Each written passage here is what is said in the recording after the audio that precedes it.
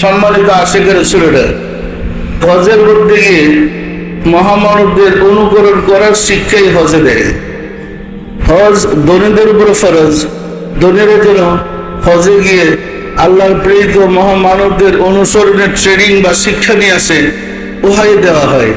কেন মহামানবদের অনুসরণ? কেন? হাদিস শরীফে বর্ণিত হয়েছে, আল মুমিনু আকরামা উম্মাতুন মিনাল কাবাতি, মুমিন ব্যক্তিগণ কাবা ঘরের চেয়ে অধিকতর সম্মানিত। বিশ্বাস হয় আপনাদের? কথাটা কিন্তু হাদিস।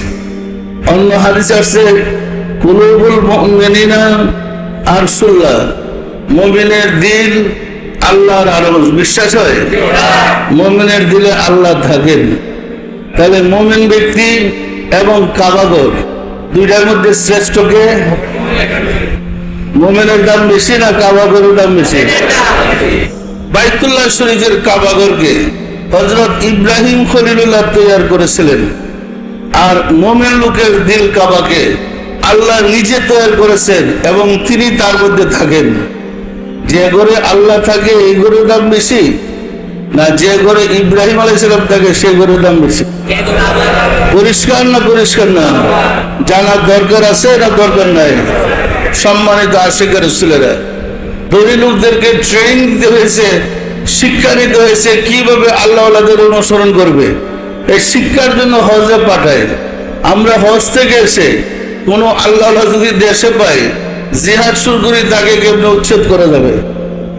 কারণ গুনাহ তো মাফ করে ফেলাইছি। পরিষ্কার না? পরিষ্কার না?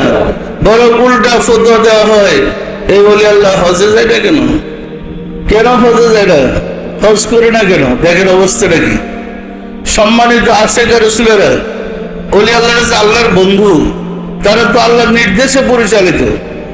অতীতের কিছু ঘটনাই আপনাদেরকে প্রমাণ করবে ওলি আল্লাহরা কি জিনিস।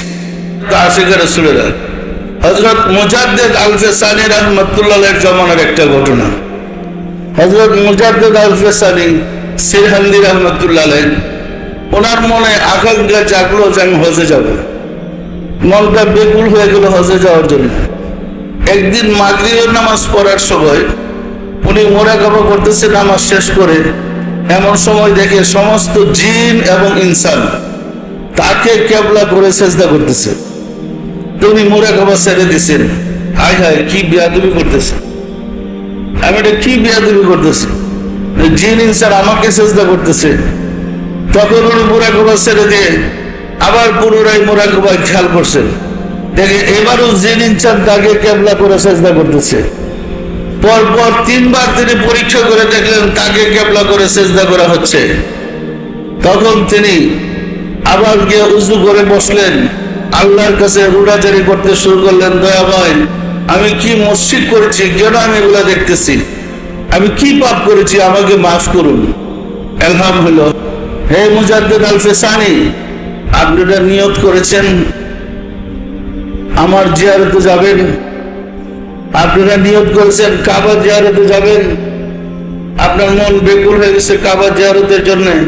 আপনি তোমার দোস্ত, আমি কাবাঘরকে নির্দেশ করেছি, হে কাবা, তুমি মুজাদ্দিদ আল-ফিসানির জিয়ারতে গিয়ে হাজির হও। এখন কাবাঘর আপনার জিয়ারতে। সুতরাং যত জিন ইনসান কাবাতে শরীফতে আল্লাহু আকবার বলছে, আপনি দেখছেন তারা আপনাকে কিবলা করে সিজদা করতেছে। আসলে তারা কাবাকে কিবলা করেছে, কিন্তু কাবা যে আপনার সামনে। উনি মুরাকাবা ছেড়ে দিয়ে খাদেমকে ডেকে বললেন, বাবা এই জায়গাটা একটা এরিয়া করে দাও, 25 ফুট বাই 40 ফিট। এখনো সেরহান শরীফে, পাঞ্জাবের সেরহান শরীফে বাইতুল কাবা জায়গাটার নাম সংরক্ষিত আছে, যেখানে কাবাঘর এসেছিলেন। সম্মানিত আশিকের রাসূলেরা, আপনারই বলেন কাবার দাম বেশি না আল্লাহর বন্ধুর দাম বেশি? গোটা ধর্মটাই শিক্ষা দিয়েছে মহামানবদের অনুসরণ করার পদ্ধতি। আমরা কেবল স্বেচ্ছাচারিতার কারণে মহামানবদেরকে ছেড়ে দেওয়া বিপদগামী হয়ে পড়েছি। ফলে আল্লাহর যত সাহায্য চাচ্ছি, কোনো সাহায্য আমাদের ভাগ্যে আসছে না। আল্লাহর সাহায্য চেতে হলে মহামানবদের অনুকরণ করতে হবে। বিশ্বাস হয়? মহামানবদের অনুকরণ বিবৃত নবতের যুগ থেকে শুরু করে অদ্যাবধি কোন জাতি মুক্তি পাইতে পারে নাই, পাবেও না। যারা মুক্তি পেয়েছে, যারা আল্লাহর সাহায্য পেয়েছে, মহামানবদের অনুসরণ করে সাহায্য পেয়েছে। পরিষ্কার না? পরিষ্কার না?